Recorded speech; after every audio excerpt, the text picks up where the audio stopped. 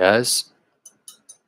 So let's start with a little meditation because right now I'm feeling a little bit bleh.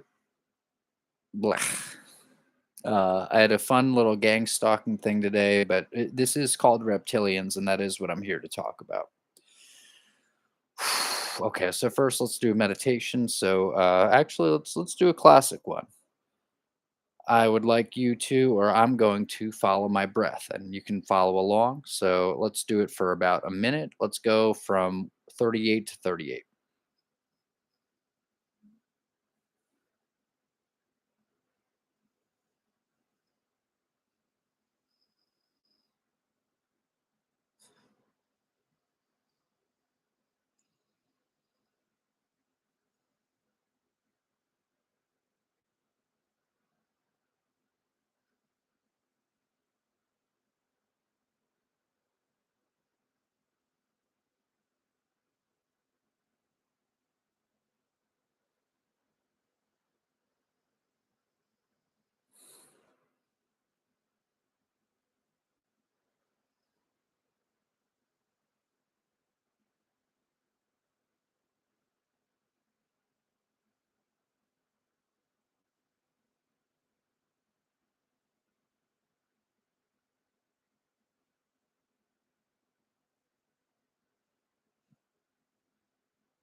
All right, great.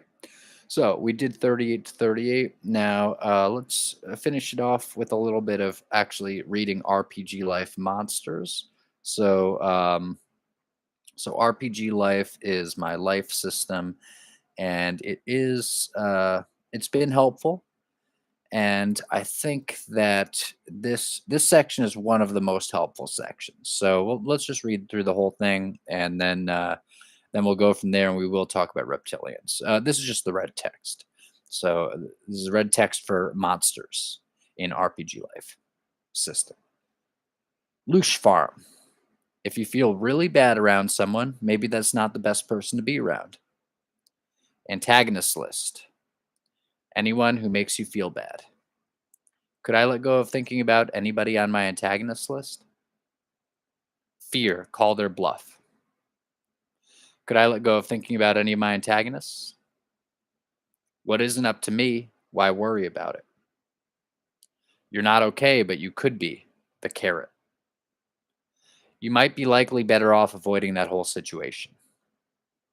You don't interact with them at all. Could you accept them as they are? Accept them and don't interact with them. Don't cower. All right. So, part of RPG life, actually, the journey section is you're already fine. Letting go is what to do. Your safety net is not acting with fear. Could I let go of all fear? Yeah. And that's a good one. Let's do a little bit of the camera here. Now, I think let's just dive right into it. So, for a while, it's been, I've been kind of, I don't even know if I've really been wondering what's been going on. Um, as a kid, Jesus says, be like little children, right? As a kid, I think, and I was thinking about this today. I had a lot of fun thinking about aliens and like, oh, like, ooh, aliens, cool. Like, I don't know, that was cool. That was fun. But as I got older, it's not that I don't know. It's not that I necessarily would have like say I came up to me or someone who had a similar interest. It might seem came up to me like that and said like, "Hey, oh, aliens." In fact, somebody did somewhat recently, and it was not like I would like look down on them necessarily or like talk down to them, but it's like, okay, yeah, like aliens, whatever. Yeah, whatever. Aliens, fine. Like, okay, well, say there are aliens. That's I guess it's kind of fun to think about, but what is I'm kind of interested in like spiritual enlightenment, etc. Now, Here's the thing. I think spiritual enlightenment might be a circular trap. Now I have the video letting go is the only way. That might be the most important video I've ever made. And I think that spiritual enlightenment, that's this whole idea of it is kind of a trap. You'll know. Now here's the thing though. It's a trap that kind of leads you in a direction where you're likely going to become a more effective person. You're probably going to become a better person without going down the spiritual enlightenment road. Who knows where I'd be? I'd probably be somewhere like more. Well, I don't know actually. Like I thought, say I'd probably be somewhere more like respectable or something on a bullshit materialistic level. But bullshit or not,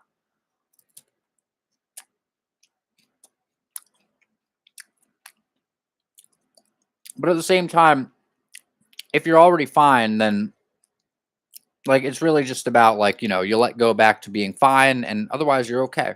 There's no nothing. They're it's like the non-dual people, like Jim Newman. Jim Newman talks about it. He's like you're already fine, and actually, and I've had this experience, or I get what he's saying. He's like even if you were to like achieve spiritual enlightenment or something, you then like you then want to sort of check it to make sure. And that checking it to make sure, it's like, okay, well, then if you get a yes there, then you want to check that yes. And it's like the Peter Griffin thing where he's like, everything I ever said is a lie, except that, and that, and that, and that. And it just keeps going, right? Because it's like a turtle all the way down. It's like, okay, so I've achieved enlightenment. It's like, okay, how am I sure that I've achieved enlightenment? It's like, oh, okay. But then it's like, wait a second, but how am I sure that that confirmation was okay? And it never ends. I mean, maybe it doesn't. I don't know. But I've had that kind of experience. It's like Adyashanti talks about it in his book, The End of Your World, and probably elsewhere. He's like, the I got it, then I lost it phase. So,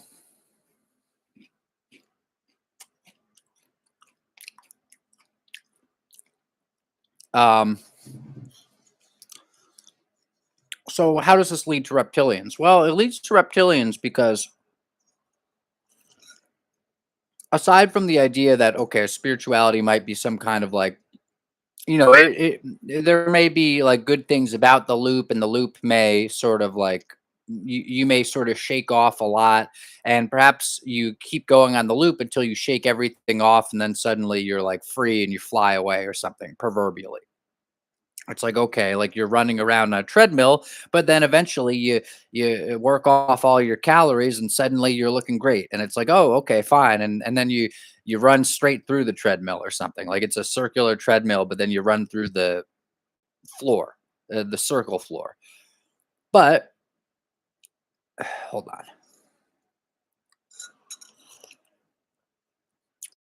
But what it seems to be now, here's the thing: a lot of what spirituality tends to be, and you get this with Deepak Chopra, right? Whom I recommend a book of his in my book RPG Life, which I'm thinking of making an audiobook about. And and I think Deepak has had some good stuff. Scott Adams talks about Deepak. Scott Adams actually said like, well, Deepak actually says nothing. And I'd like to hear Scott talk about that more, I guess. But he basically said like, well, Deepak says nothing, and like, but you might feel good. He's like, oh, I've read Deepak's books and I felt good, but he's not really saying anything. Um, but here's the thing, if Deepak is hanging around with Jeffrey Epstein and stuff, it's like, well, he may or may not be saying something or nothing, but whatever he's saying, you might want to question it because that's the guy bringing you this info. It doesn't mean it's not true.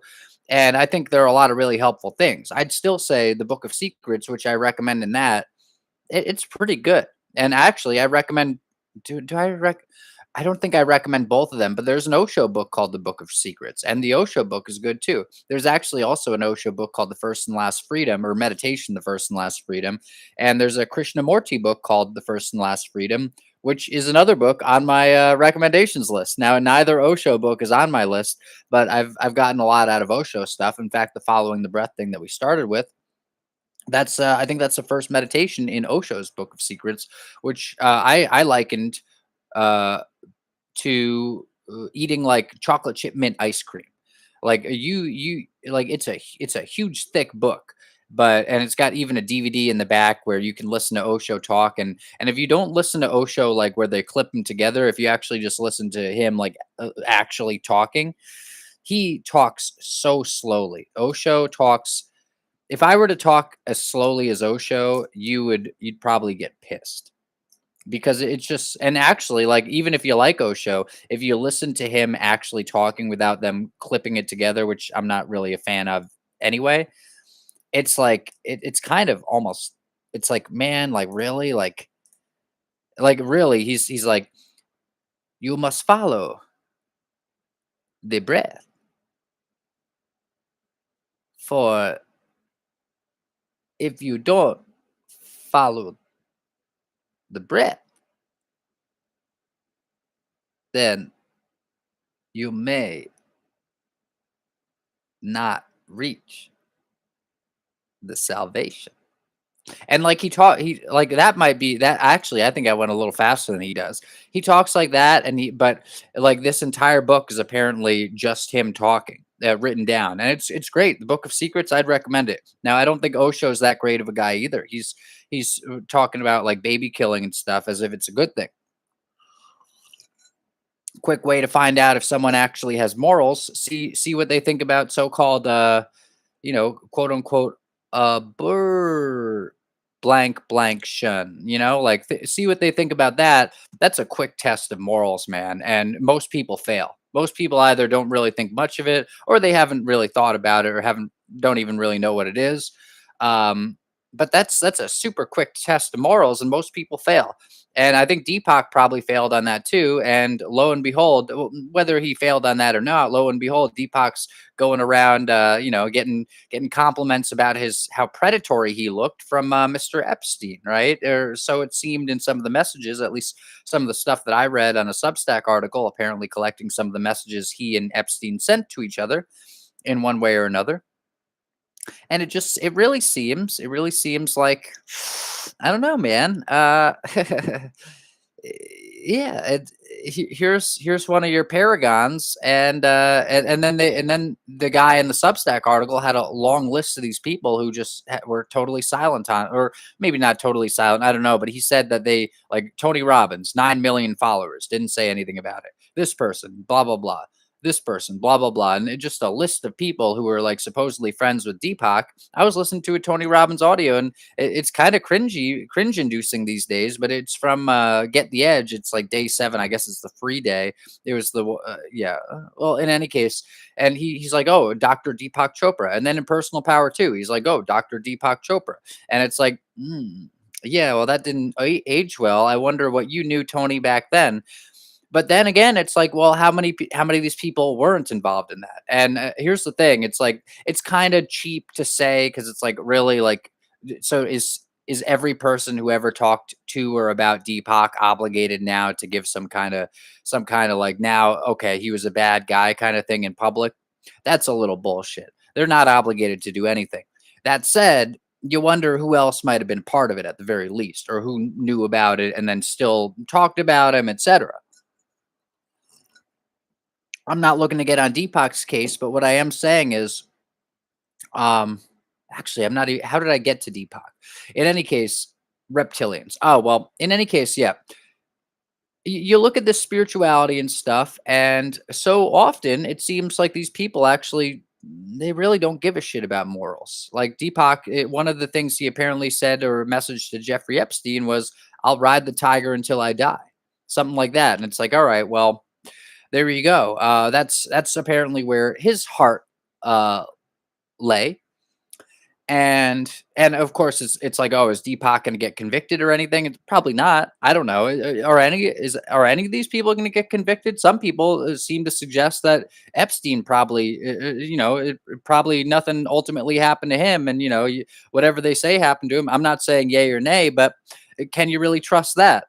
And especially if nobody gets prosecuted for all this other stuff. I'm not saying the government's good to begin with, but within their system, if nobody's getting prosecuted, it's like, all right, so you're just going to put all this out there and nothing's going to happen. And eventually, so that's just like, that's just a standard now that like everybody gets away with that, quote unquote, gets away with. And then you're going to find probably in a few years that that's just legal. And actually, I hate to say it, but like in other countries, I think it is like more legal or less illegal. And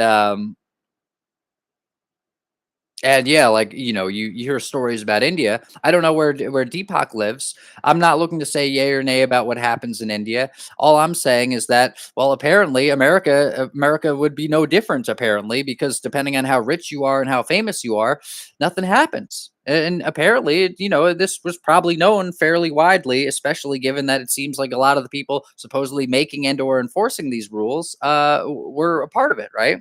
And then it gets into the possible cannibalism stuff and all that. It's like, ooh, yeah, apparently that was in the Epstein files as well, a little bit. Something on a yacht with intestines and feces and stuff. It's pretty horrific. Now, here's the thing. Say spirituality is some kind of circular, some kind of wheel, some kind of hamster wheel or something. Well, perhaps that's a hamster wheel that keeps people locked in it. And then, as Mark Passio talks about, you get into this sense of solipsism, perhaps, and the sense of like, well, nothing can be known, or it's all morally relative, or whatever. And then, okay, well, then would you be surprised that people are doing maybe some kind of stuff that you might say is horrific? That they indeed might say like, well, there ultimately there is no good or bad, but thinking makes it so, is something like Shakespeare. Maybe it's like, all right, so you got all that going on, but it actually seems to lean more towards bad. Just like all the stuff you see like around you, it seems to lean more towards bad. Like how many people around you seem like they're like really good hearted? I don't know. I hope that you have a lot of them, and I hope to meet more of them. But it seems to me like I've been surrounded by a lot of people who aren't good hearted. Seems to me like I've actually been gang stalked. You can go back and watch the videos I have about that. The out through love period, actually, really pretty much abuse on through the end of Max Payne. I often talk about it. Check out the fourth Max Payne video for kind of a whirlwind about, the good, the bad, and the ugly that I've been through, and that you might see from me or hear about me if I ever became, more prominent. In any case, I'm thinking, because recently, okay, so here's the gang stalking thing from today. I've been going to Walmart the past few days. I talked about it on what I'm up against and what I got or something like that. I talk about like, oh, I went to Walmart, or I actually recorded the end of that coming out of Walmart and walking back from it. Now, I usually go to Stop and Shop, but recently, like in fact, the last time I went to Stop and Shop before today, the guy who checked me out was just so kind of mean and nasty to me. Like, just that's what I get basically from everyone around here, right? But whether they're yelling out their cars, which doesn't happen that often, but it has happened, or like, or all these like bizarre things where it seems like they're like planning things for me. I might post some footage of this because I took some pictures at Stop and Shop. Like literally, I've bought almond milk pretty frequently, and I got a little thought like going to Stop and Shop today. Actually, I was like, oh, get some almond milk, and I was thinking like, well, I didn't come here thinking I was going to get almond milk, and that's kind of a big thing to carry. Plus, if I put that in the fridge, then I'm wondering about, is anyone going to come into the house and mess with that? I've got my bag full of food there. I don't have food that needs to generally be refrigerated, and I take pictures of that bag when I leave, and then I look at the bag when I come back, and I see if it looks like the pictures, etc. That may sound crazy. After it seems like people might be breaking into your house and listening to you in your car and stuff, it's like you start to be a little precious about your food. Um, so so I'm like, yeah, no, I'm probably not gonna get the almond milk, but I did walk down the aisle, and what do I see? But the almond milk that I usually get, there it is in the thing. But then, literally, like misplaced and sitting out in front of it, like one almond milk of the kind that I usually get, like prominently displayed, like on top of, like hanging on the edge of the freaking thing. I'll probably put the picture. It's just like the Sour Patch Kids at fucking Walmart that I talked about in what every nothing is real or something, and I talked about the message I sent Matt McKinley, et cetera, of quantum of conscience, and he said, he responded basically like, hey, the world's not the world's fake. Just laugh about it. If rather, well, whatever. If you keep thinking about this, then it might happen more, right? So, and that's a fair point. And it's like, oh well, he sounds like he might be working for them. It's like, you know what, I I've had weird synchronicities with him, but I also get the sense that, like, especially with his responses to me, it's like it came off. I said something that sounded like I was like accusing him of being one of them, but I was saying like, well, either you're this or you're that, and then but it sounded like I said either you're this or you're that, rather than like, oh, either you're a boy or a girl, either you're a Democrat or a Republican, whatever, right? Dichotomies. And he's like, well, no, I'm not that. Like, and he basically, Scott talks about Scott Adams and Win Bigley. He's like, if, and I wasn't trying to test him, but it was interesting that this was his reaction, because Scott talks about like, oh, if you accuse someone of something and they didn't do it, generally they'll respond in sort of an angry or like taken aback way, and they'll say, no, I didn't do it. Whereas if you accuse someone of doing something and they did do it, sometimes they'll ask like, what evidence do you have? And part of that will be like, depending on what you say, they may continue to say they didn't, or they may say, all right, well, it's now I see that you have enough evidence, I might as well just and not like continue the story, or continue a deception that I didn't do X, Y, or Z. In any case, in any case, I went to Walmart for a couple days. I didn't go to Stop and Shop, and then I went to Stop and Shop today on my birthday, by the way. And what do I see in the actually, there's a Wendy's, and then there's a Stop and Shop, and there's a Stop and Shop parking lot, and Walmart's like down the road. Walmart's like, you drive a little down the road, you drive like maybe a little less than a minute, but walking, it's like, 5, 7, depending on how slowly you're walking, might take you to get all the way to Walmart, might take you like 10, a little more than 10 minutes, right? What shopping cart was sitting against a bush, and I took a video of this. I took pictures of this stuff. What shopping cart was sitting against a bush right near the Wendy's, near the Stop and Shop? Basically, the Wendy's is like offset from the Stop and Shop plaza, but you turn in and you can go Wendy's or Stop and Shop. A Walmart shopping cart into a bush, like right where I walked by. And it's like, oh, here's the Walmart shopping cart, as if to say, and it may sound crazy, it's like you see enough of this stuff, it's like, oh wow. So either it seems like somebody put this there, or like the universe put this there, basically saying like, oh, you've been going to Stop and Shop, and then you went to Walmart, and you thought like you were basically like fooling us, or like you thought you were getting away from it because people at Stop and Shop were giving you kind of mean tones. Here you go. Here's a fucking Walmart shopping cart right outside of right near Stop and Shop now. Like somebody would have had to push that Walmart shopping cart all the way down the fucking road, probably be seen by a fucking cop pushing an empty shopping cart, or like put it in a car and drive it over there. It's not like right across the street. It's and so the shopping cart from the place that I went to in lieu of going here. Now I went back here after 2 or 3 days of maybe going to Walmart,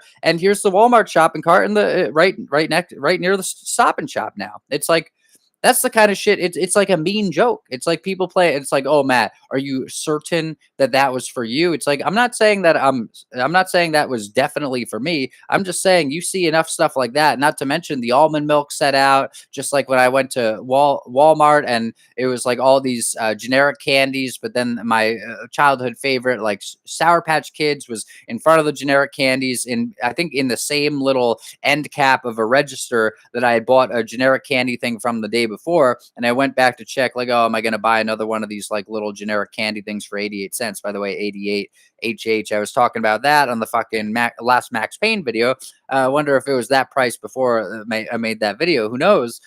But oh, here a childhood favorite candy waiting for me, not on the little thing, but just like sort of shoved up against it, as if to say, this doesn't belong here, but it's here. And oh, here's the almond milk. It's not with the other almond milks. It's in front of all the other almond milks and in front of the other stuff in a place where like actually nothing is. It's sort of like basically it's sort of an odd man out situation. It's like presented like, and I just had the thought, oh, get you should get some almond milk, or maybe you'll get some almond milk, and then here's the almond milk presented in front of all the other almond milks. Now I can show you the picture. And this may all sound crazy. Maybe if you saw the pictures, you'd see like how strange it actually looked.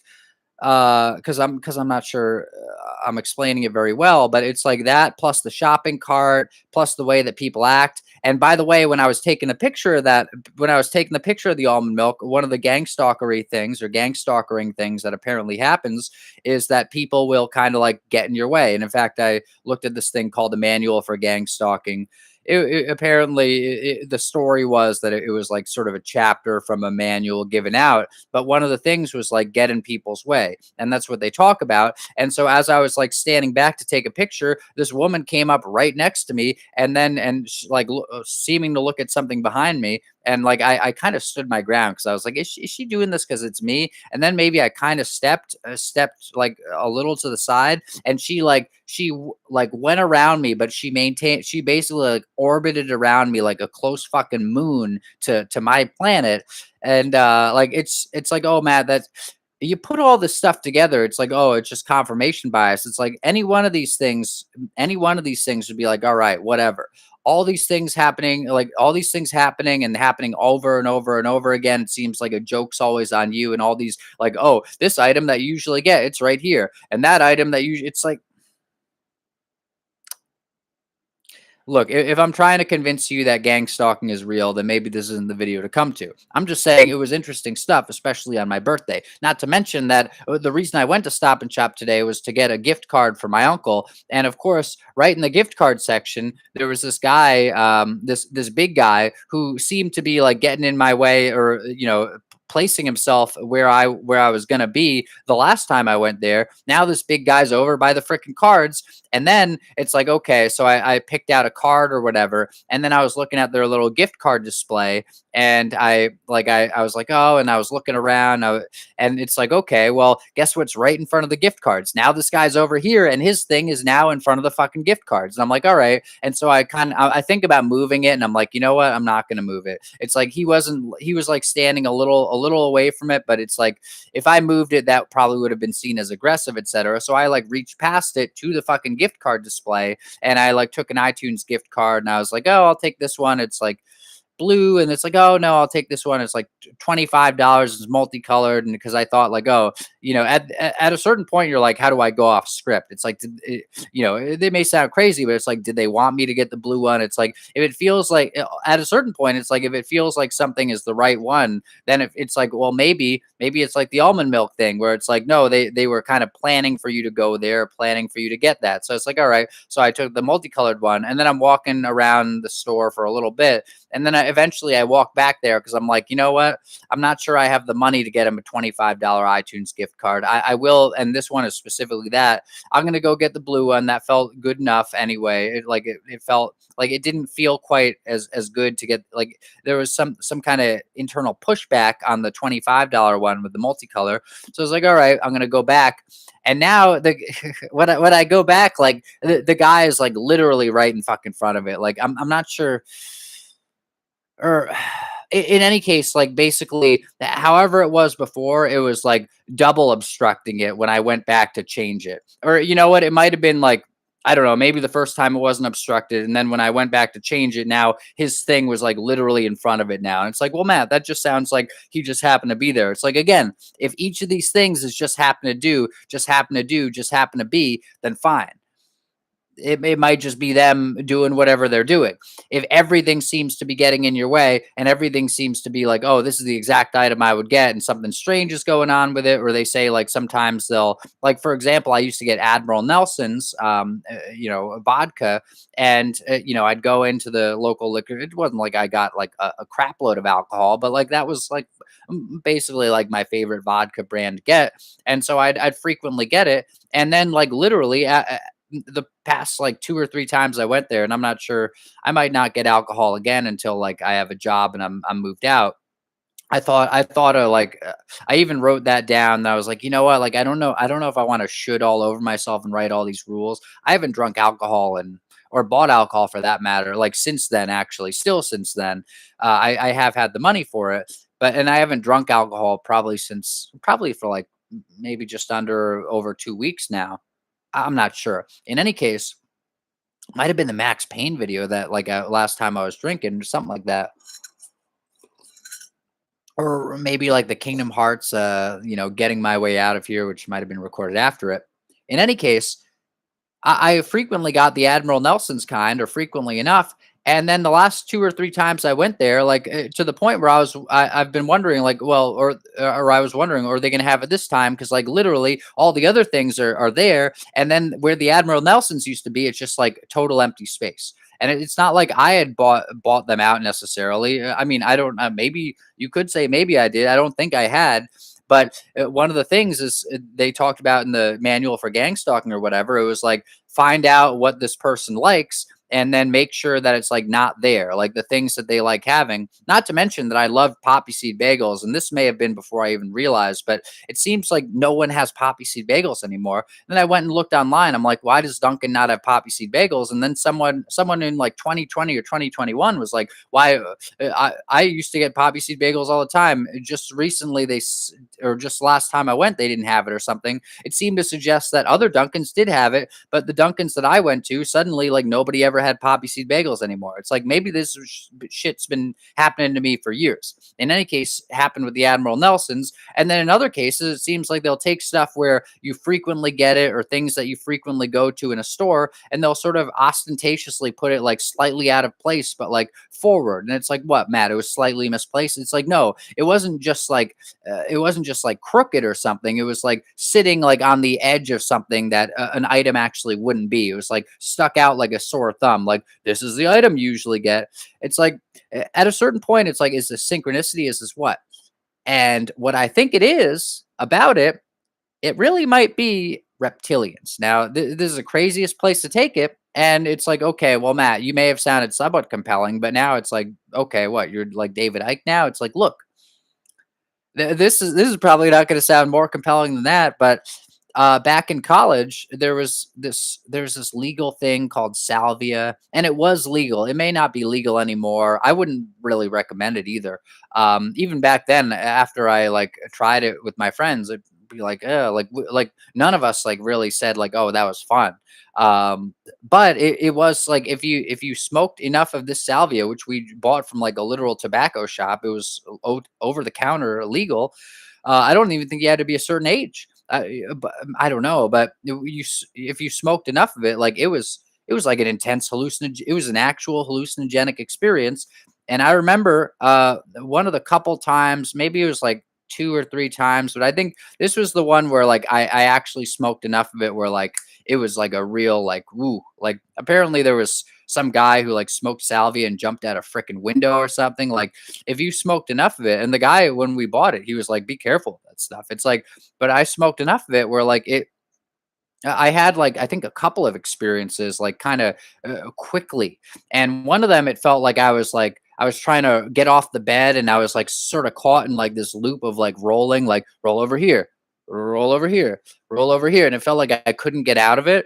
But then there was another part of it, and I think that might have happened before it, where like I saw my friend, well, my friend's brother, he was also my friend, but he was younger than we were, and it might have just been like how he looked strange or something, but like I saw him and it was and that I don't know if I had even looked into reptilian stuff, but I remember looking at him at that point. I remember looking at him and like he looked like a reptilian. Like and it's like, well, what does a reptilian look like? It's like, well, he looked kind of like himself, and I'm sure this doesn't sound very convincing or compelling, but he looked kind of like himself, but like it was definitely like way more.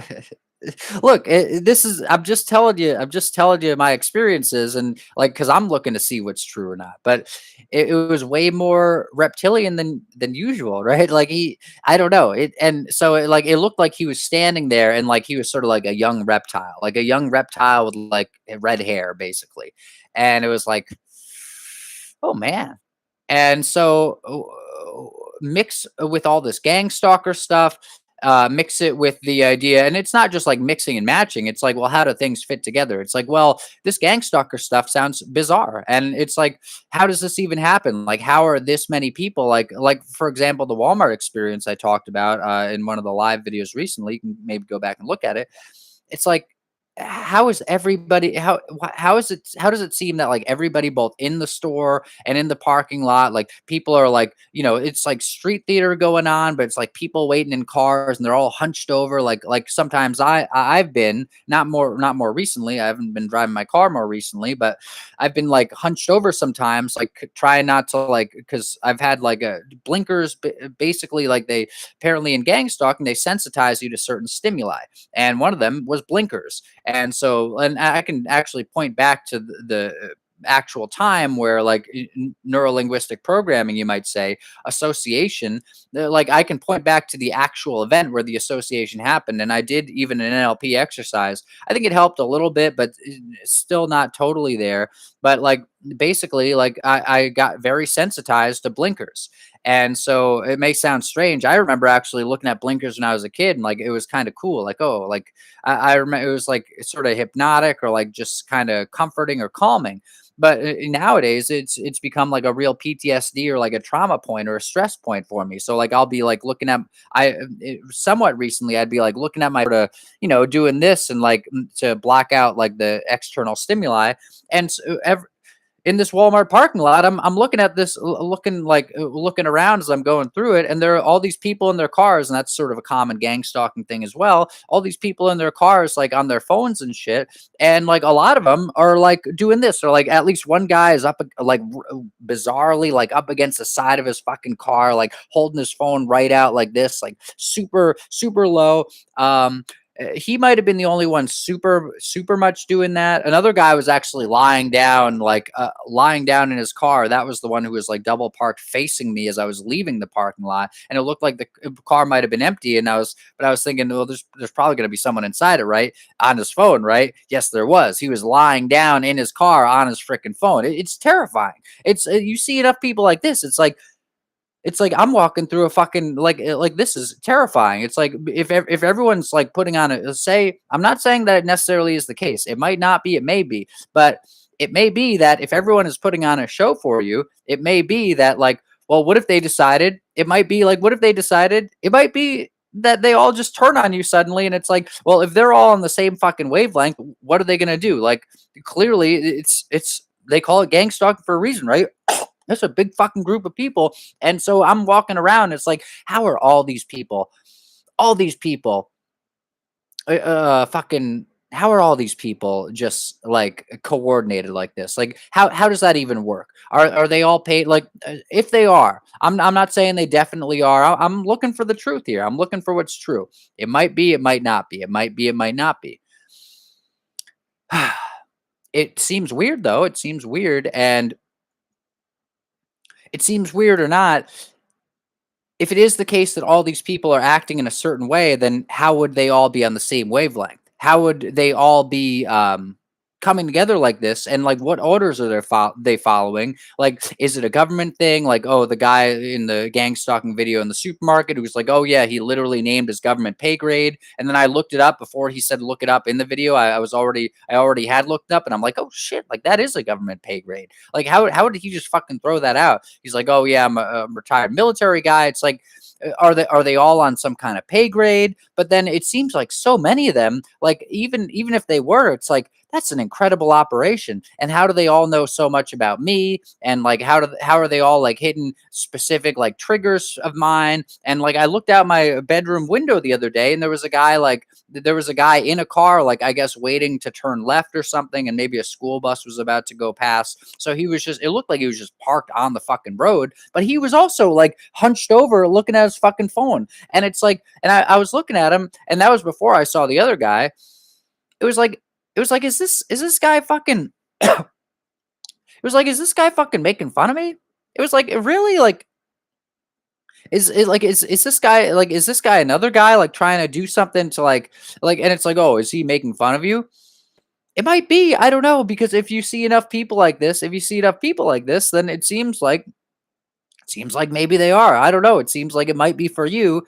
And whatever the case may be, you mix that with how shitty everybody seems. You mix that with how horrible things are in the world, where it's just countries supposedly bombing other countries, and police coming around and they're not protecting you. They never fucking help you. Does a cop ever help you? No, they're coming around to try to get your money. They're coming around to try to pull you over for breaking speeding laws, and then like I get thrown in jail for breaking the First Amendment somehow, which actually they broke by putting me in jail, etc. I talk about that in Max Payne Part 4.